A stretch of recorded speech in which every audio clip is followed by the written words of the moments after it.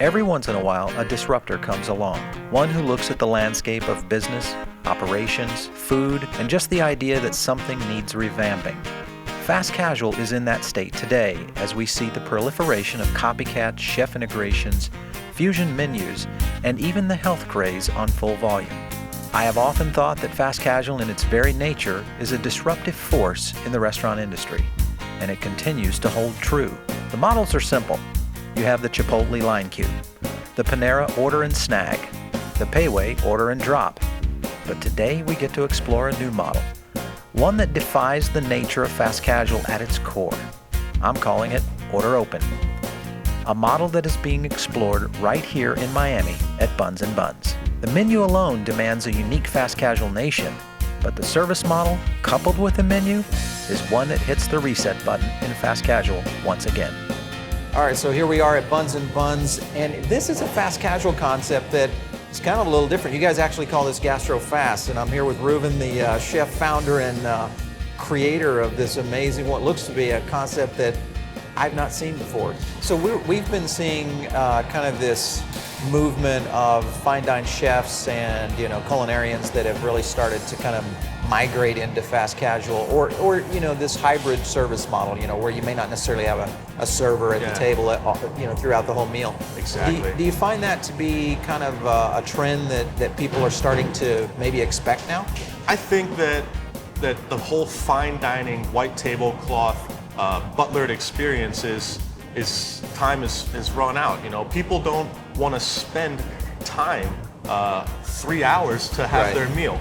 Maybe, we always need those restaurants, for sure. That's where, chefs get to be as creative, souls as they are, and they get to do exactly what they want to do. So those restaurants definitely still need to be there. But, for the masses, you need to give consumers what they want. Right. Consumers want to eat fine dining, but the masses don't have the money to go and eat fine dining and have that time to do it 5, 6, 7 days a week.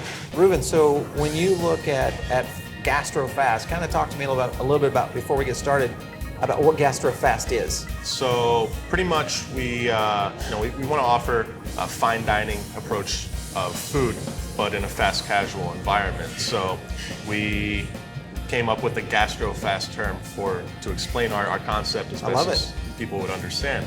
And we give a fine dining fare in less than 20 minutes and less than $20. So that's pretty much what our MO is. And we give fresh buns that are made in-house every day. Because we have a price point that's under $20. It's very accessible, and we're fast. You can come in before you go to a movie, 20 minutes, in and out. You can get something quick. You can walk by here, just get a bun.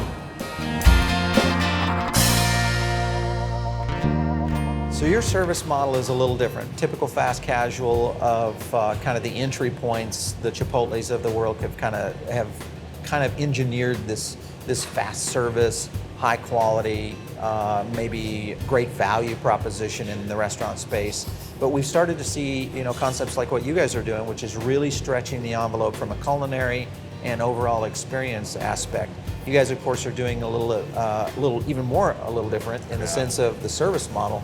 When they are placing an order, they come to a central point, place an order before they sit down, but you're not necessarily taking the money at that time. You're actually doing that after the order's over. So kind of pretty walk me much through the experience. So you come in, and we have these giant numbers on our tables, and it's all in a sequence. So that way, it's fun, it's different, and the people know exactly where they're going. Okay. So, we come in, they come up to the counter, they place their order. It's a very simple process. We use iPads. It's very quick.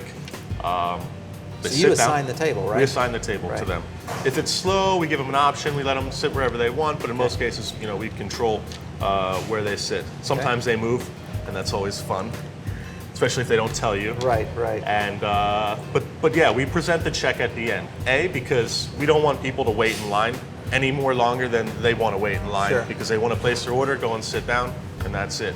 And how fast-paced we are is that once that order goes in and they order it, by the time they sit down, their appetizers are on the table. Sometimes their appetizers are on the table before their drinks. Wow, okay. It's crazy. That's how fast. But we're breaking all the rules. Like we don't want people to have the high expectations of the sequence of service and everything like that. We're It's very casual, but we offer a high quality, cuisine in a very fun environment. Yeah. Very vintage.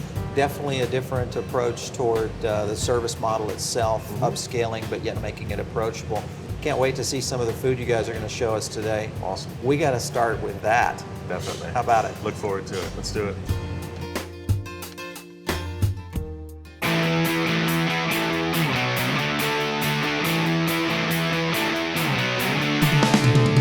All right, so here we are. Now we've got a feast in front of us. Wow, Yes. what an array of menu items here. Just kind of walk us through what we're looking at. So what we have here is the spinach poofs. So we have a manchego cheese, creamy spinach that's very creamy on the inside and crispy on the outside. Nice. And we serve it with some shaved manchego cheese and a Lebanese tahini sauce. What's the batter on that? It's a pâte à choux base. Okay. This is our corn fritter. So we use a local blonde beer to do this. We use Winwood La Rubia. Okay. And so it's crispy corn kernels. It's raw corn before it goes in. We toss it in our beer batter. Nice. And we fry it till it's crispy. And we season it with a little bit of sumac, sea salt, and lime. And then we have a garlic aioli as well to dip it in. So we recommend pour the garlic aioli all over it, or if you feel crazy or you don't want to try it, just dip it. Yeah. So it's good. Nice. Good. Here, you can start. This could also be an appetizer or shareable. It's good for the table. It's very light palate. It opens the palate. We have local roasted heirloom tomatoes, compressed watermelon with Pedro Jimenez reduction, a little bit of bourbon and maple syrup. Wow. We have fresh avocado and burrata. And then we use a Portuguese olive oil as well as sea salt and some fresh avocado. Beautiful. Yeah, and then a little olive oil crisp croutons that we use with our day-old ciabatta. And for the chili shrimp, so this is a Thai-inspired dish. It's very simple. It's about 5 ingredients, 6 ingredients. So we have shallots, chili flakes, garlic, oil, lime juice, fish sauce. That's it. Beautiful. And then finished with fresh cilantro. We serve nice. that with the lime, a little bit of fluffy lemon aioli, and the shrimp.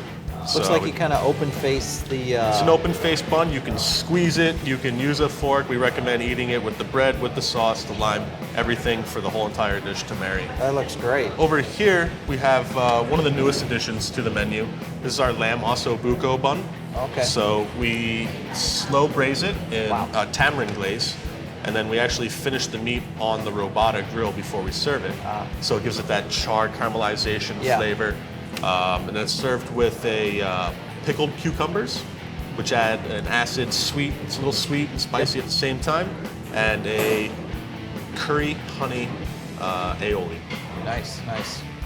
What's the price point on these two dishes? This dish is going to be about $12, $13. The chili shrimp is under 15 or under 16. I'm sorry. Okay. Tomato salad is around $9 or $10. Great. This is a higher costed item, but we want to give value to people at the same time. So this is one of our signature dishes. So it's okay for us. We want that. We want people to experience that, to know that they can come here and have a high-end dish at an accessible price and not feel like it doesn't break your pocket, and you feel the value for it. And at the same time, you share your appetizers, you have fun. Everything's balanced.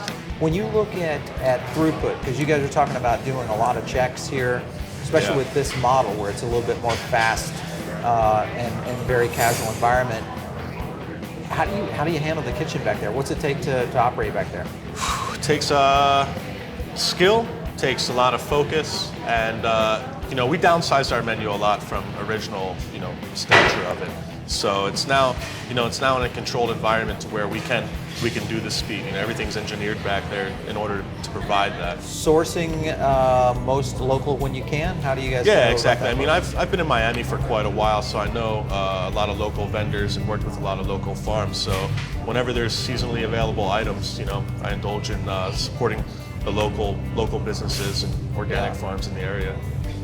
All right, Chef, so this has been fun today, kind of getting a chance to explore Buns and Buns. Amazing menu items, definitely on the upper end of fast casual, so it's great to see what you guys are doing here. Thanks for letting us stop in. Appreciate it, thank you. Pleasure to have you.